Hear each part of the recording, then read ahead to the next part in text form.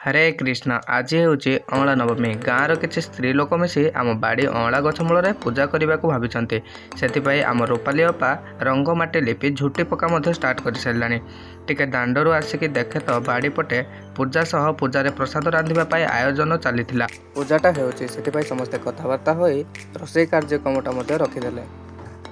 पर मु चली जाइली आम पंचायत फेरी देखे तो झुटी दिया सरी जाता एपटे रंधा कार्य सरी जाइथिला।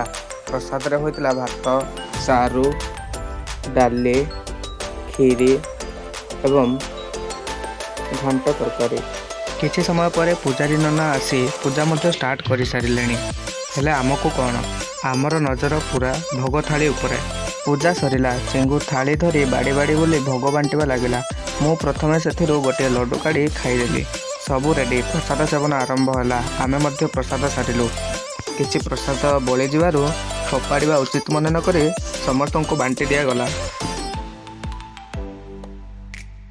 यापर गोड़ हाथ धोई आम बाहरी पड़िलु जे जा घर को। ब्लॉग टी केमिति लागिला आपण माने निश्चय कमेंट रे जणाइबे। मिसिबा नेक्स्ट ब्लॉग रे। राधे राधे।